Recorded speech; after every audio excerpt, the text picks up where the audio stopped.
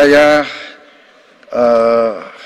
cukup kaget karena beberapa hari yang lalu calon wakil presiden Bapak menyampaikan bahwa negara kita tidak dalam keadaan perang, sehingga untuk apa kita harus beli alat-alat perang. Tapi hari ini Bapak mengatakan Bapak setuju dengan kenaikan anggaran 1-2%. Jadi itu saya minta ketegasan. Yang kedua,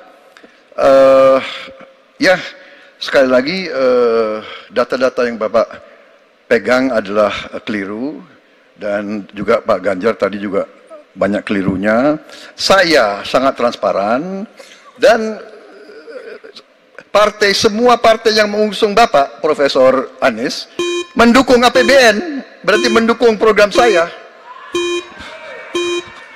termasuk PDIP di Komisi 1. Waktu habis. Baik, Pak Prabowo. Baik, Pak Anies silakan untuk menjawab pertanyaan Pak Prabowo, waktu Anda 2 menit. Silakan. Ya, jadi kita butuh pertahanan yang sesuai dengan ancaman nyata yang ada di depan kita. Ancaman ini dirasakan oleh siapa? Dirasakan bukan saja di dalam batas-batas teritorial, tapi juga di keluarga. Bagaimana ancaman atas penipuan online, bagaimana ancaman atas peretasan, bagaimana ancaman atas judi online, bagaimana ancaman-ancaman terorisme. Itu semua membutuhkan perhatian. Jadi bukan memutuskan untuk belanja alutsista berdasarkan selera dan berdasarkan preferensi masa lalu, tapi justru harus mencerminkan kebutuhan masa depan. Inilah yang menurut kami penting. Ya, anggarannya perlu kita tingkatkan, tapi jangan keliru, ancamannya juga mengalami pergeseran. Jadi itulah sebabnya mengapa kita melihat perlunya ada strategi yang baik. Supaya apa? Supaya kekuatan yang kita miliki mereka bisa bekerja dengan optimal, tidak sia-sia. Lalu Pak Prabowo yang saya hormati, ini bukan soal pribadi, ini soal negara, ini soal policy. Penjelasannya ya di tempat ini, bukan di ruang-ruang tertutup yang tidak diketahui oleh publik. Justru kalau Bapak ketahui datanya salah, tunjukkan di tempat ini sehingga publik bisa mengetahui, bukan dalam pertemuan-pertemuan lain yang tidak jelas dari mana kita bisa menilai akurasinya. Jadi menurut hemat kami, bila ada di antara kami yang faktanya keliru, Bapak tunjukkan. Tapi kalau Bapak tidak menunjukkan, berarti memang faktanya benar. Itulah kenyataan yang ada di lapangan. Dan ini juga yang selalu kami gunakan. Kami gunakan fakta-fakta itu. Itulah sebabnya, Pak, kami melihat penting sekali untuk kita tenang, dingin, jangan emosional dalam menghadapi persoalan-persoalan kenegaraan, dalam menghadapi persoalan-persoalan pertahanan. Demikian jawaban kami. Terima kasih. Baik, terima kasih Pak Anies. Oke, tenang dulu. Tenang dulu. Mohon tenang Bapak dan Ibu. Mohon tenang supaya kita bisa mendapatkan intisari dari jawaban maupun pertanyaan dari ketiga capres kita ini. Dan kami persilakan Pak Prabowo untuk menanggapi Pak Anies dalam waktu 1 menit, Pak. Kami persilakan Pak Prabowo. Pak Anies.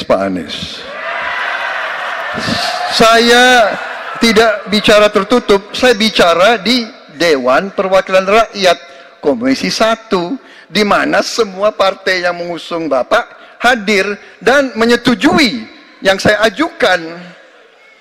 Jadi, dan juga sekarang waktunya nggak ada, jadi saya mengundang kita bicara terbuka. Terbuka, silakan. Tapi saya ingatkan, Bapak cinta atau tidak dengan negara ini? Masa kita mau buka semua kekurangan kita, semua masalah kita buka di depan umum? Apakah itu pantas? Di negara yang baik, di negara maju, masalah rahasia ada, Profesor. Jadi bohong, saya tidak minta tertutup. Saya terbuka, Komisi DPR terbuka. Baik, waktunya habis. Waktu habis Pak Prabowo, waktu habis. Kami persilakan Pak. Mohon tenang. Tenang dulu, kita lanjutkan. Supaya pemirsa di rumah juga bisa mendapatkan intisari dari acara kita malam hari ini. Mohon tenang. Silakan Pak Anies untuk memberikan tanggapan atas pernyataan Pak Prabowo, waktu Bapak 1 menit. Tidak ada yang perlu dirahasiakan.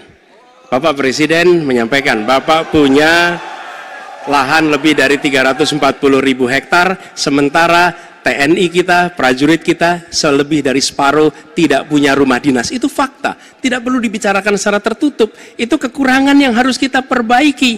Dan ketika tadi Bapak mengatakan, Bapak akan meningkatkan kesejahteraan. Pak, Bapak ini sudah Menhan selama 4 tahun, hampir 5 tahun. Bukan calon Menhan. Jadi harusnya menunjukkan inilah yang sudah saya kerjakan. Bukan mengatakan apa yang akan dilakukan. Nah, saya menyampaikan, bila saya ditugasi, maka kenaikan gaji dilakukan tiap tahun. Maka perumahan prajurit TNI dipastikan dibangun. Sehingga mereka tidak perlu ngekos, tidak perlu mereka sewa. Dan mereka bisa tenang. Mereka diminta mempertahankan setiap jengkal, tapi kita tidak memberikan tempat tinggal bagi mereka berdinas. Itu tidak benar, itu harus dikoreksi. Baik, waktu